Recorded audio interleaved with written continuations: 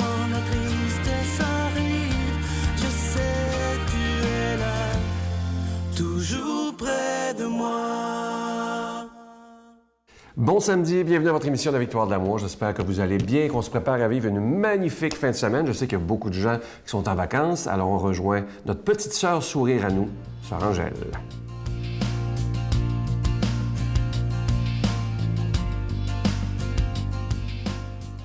Bonjour! Hey, le temps passe, hein? Là, on est vraiment dans le temps des vacances. Tout le monde travaille toute l'année pour arriver aux vacances. Là, et on a-tu hâte de partir, préparer notre roulotte ou notre voiture, ou nos bagages, ou notre justement. C'est pour ça qu'on a un coffre-fort ici aujourd'hui, avec ce qu'on peut mettre dedans. Mais qu'est-ce qu'on a mis dedans? Avez-vous remarqué bien? Vous avez la croix, vous avez le chapelet, vous avez l'heure, vous avez des fleurs, vous avez un cœur. Voilà. Les richesses, qu'est-ce que c'est? Alors, les vraies richesses, je vais vous parler de ça. Savoir, c'est contenter de ce qu'on a. C'est être riche. À se contenter de ce qu'on a, c'est d'être riche. Le temps a plus de valeur que l'argent. Vous pouvez obtenir plus d'argent, mais vous ne pouvez pas obtenir plus de temps. Si tu veux te sentir riche, tu n'as qu'à compter les choses de ta vie et que l'argent ne peut pas acheter.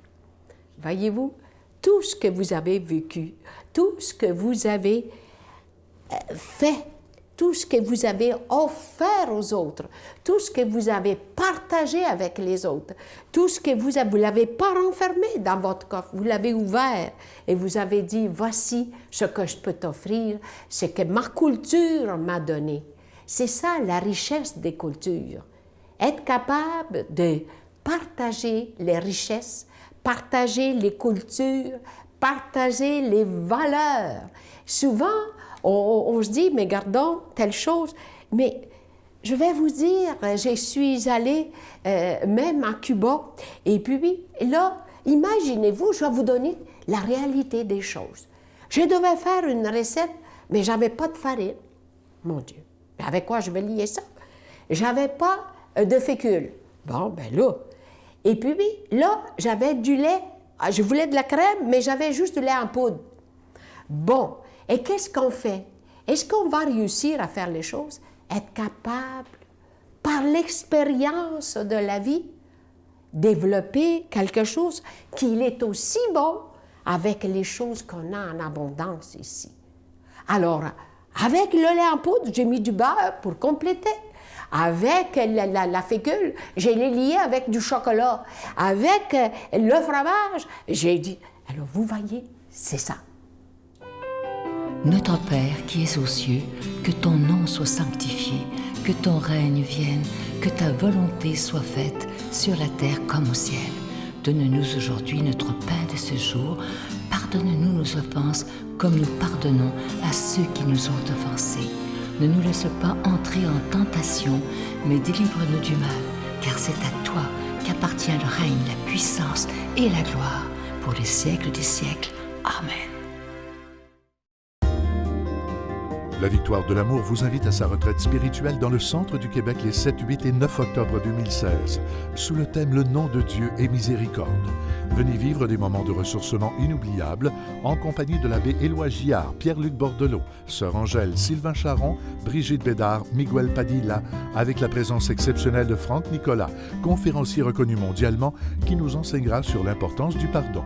À l'hôtel et suite Le Dauphin à Drummondville, réservé au 514-523-4433 ou sans frais 1-888-811-92-91. Venez vivre une expérience de libération intérieure inoubliable pour être enfin libre.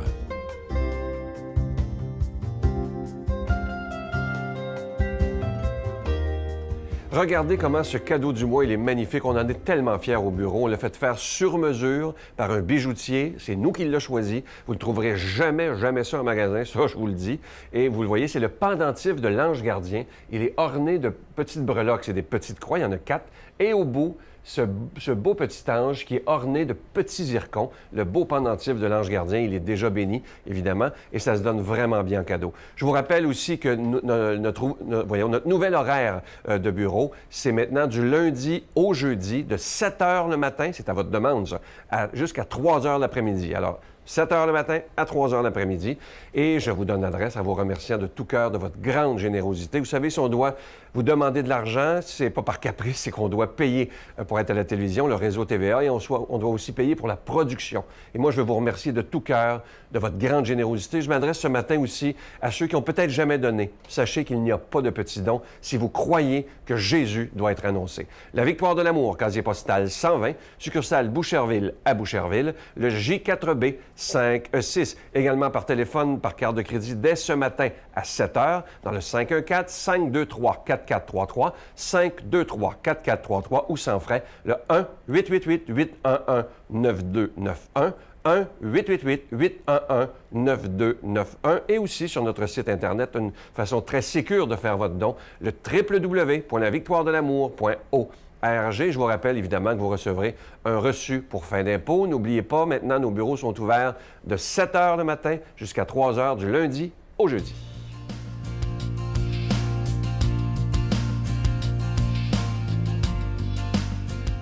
Mon Dieu, donnez-moi la sérénité d'accepter les choses que je ne peux changer, le courage de changer les choses que je peux et la sagesse d'en connaître la différence.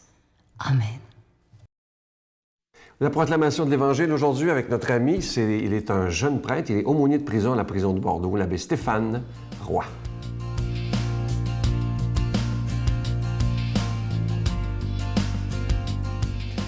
Bonjour à toi aujourd'hui et bon samedi matin. Évangile de Jésus-Christ selon saint Matthieu. Jésus proposa à la foule une autre parabole. Le royaume des cieux est comparable à un homme qui a semé de bons grains dans son champ. Or, pendant que les gens dormaient, son ennemi survint. Et il sema de l'ivraie au milieu du blé et s'en alla. Quand la tige poussa et produisit l'épi, alors l'ivraie apparut aussi. Les serviteurs du maître vinrent leur dire, « Seigneur, n'est-ce pas du bon grain que tu as semé dans ton champ? D'où vient donc qu'il y a de l'ivraie? » Il leur dit, « C'est un ennemi qui a fait cela. » Les serviteurs lui disent, « Alors veux-tu que nous allions l'enlever? » Il répond, « Non, de peur qu'en enlevant l'ivraie, vous n'arrachiez le blé en même temps. Laissez-les pousser ensemble, jusqu'à la moisson. Et au temps de la moisson, je dirai au moissonneur, enlevez d'abord l'ivraie, liez-la en botte pour la brûler. Quant au blé, rentrez-le dans mon grenier. » Or, pendant qu'il dormait, Saint Pierre, dans sa lettre, sa première lettre, au chapitre 5, va recommander aux chrétiens de veiller. Le mot latin, c'est « vigilate », qu'on pourrait traduire aussi « soyez vigilants ». Mais dans la liturgie, souvent, on voit « veiller ». Veillez et priez, car votre adversaire, le démon, lui ne dort pas. On parle très peu de la vigilance. Et pourtant, dans plein de choses dans notre vie, on nous invite à la vigilance. Mais dans la vie spirituelle, tu sais, on ne doit pas dormir. Il faut veiller. Et le Seigneur nous invite à veiller. à l'école des maîtres de la vie spirituelle, on découvre qu'il y a un défaut, une tendance qui peut parfois nous prendre et justement nous endormir, qui s'appelle l'accidie et qui consiste en un manque de soins pour sa vie spirituelle. Saint Grégoire le Grand va l'associer à la paresse. Malheureusement, avec le temps, on a trop pensé que la paresse, c'était celui qui ne voulait pas travailler, puis qui était flâneur, Et voilà pourquoi aujourd'hui, plusieurs auteurs spirituels redécouvrent l'accidie, qui est cette forme de paresse, mais dans la vie spirituelle, dans notre rapport à Dieu, dans notre garde du cœur, comme les pères du désert aiment l'appeler, qui est justement de prendre soin de sa vie spirituelle et de son âme. On le sait, Jésus va commenter lui-même cette parabole un peu plus loin, quelques versets plus loin, quand les apôtres vont lui dire « Peux-tu nous l'expliquer à nous, ce que tu as dit tantôt? » Et Jésus va dire exactement qui est l'homme qui sème, qui est l'ennemi qui vient jeter de l'ivraie, qui est le bon grain, qui est l'ivraie. En lisant les commentaires bibliques, j'ai été frappé de constater que une des raisons pour lesquelles il est dit de ne pas tout de suite tirer l'ivraie, c'est qu'au tout début, lorsque les pousses sont très jeunes, l'ivraie ressemble beaucoup au blé. Et voilà pourquoi il dit, par peur de vouloir enlever l'ivraie, on enlève le blé. Si au début, l'ivraie ressemble au blé, les commentateurs disent que à maturité, il y a une grande différence. Si le blé est blanchâtre, même parfois blond, l'ivraie, lui, a un fruit plutôt foncé, à tête noircie. Et l'une des grandes différences, c'est que le fruit du blé, s'il nous est bénéfique, qu'il nous nourrit, il faut juste penser à du bon pain, l'ivraie, le fruit de l'ivraie, peut nous être toxique. Encore, une référence à la nourriture. Mais on le sait, Jésus va dire que le blé, ce sont les fils du royaume, et l'ivraie, et ceux qui se font passer pour les fils du royaume, mais qui, en fin de compte, ne produisent pas les bons fruits. Aujourd'hui, demandons à l'Esprit de produire en nous le bon fruit. Et que Dieu Tout-Puissant te bénisse, le Père, le Fils et le Saint-Esprit. Je vous salue Marie, pleine de grâce. Le Seigneur est avec vous. Vous êtes bénie entre toutes les femmes, et Jésus, le fruit de vos entrailles, est béni. Sainte Marie, Mère de Dieu, priez pour nous pauvres pécheurs, maintenant et à l'heure de notre mort. Amen. Je vous laisse avec une belle pensée que j'aime beaucoup. Ça dit ceci: le pardon est la plus grande forme de l'amour. Il faut une personne forte pour dire « je suis désolé » et une personne encore plus forte pour pardonner. Ça, c'est tellement vrai. Alors aujourd'hui, on pourrait prendre le temps après l'émission de réfléchir un peu sur les pardons qu'on aurait à faire. C'est tellement grandissant lorsqu'on décide de pardonner à quelqu'un et de passer à autre chose. Alors je vous souhaite, parce qu'il y a des gens des fois qui m'écrivent en disant « c'est ça que j'ai de la misère avec le christianisme, c'est le pardon ». Mais je vous le dis, le pardon, ça libère d'une façon extraordinaire et c'est Jésus qui a raison. À demain. Bye.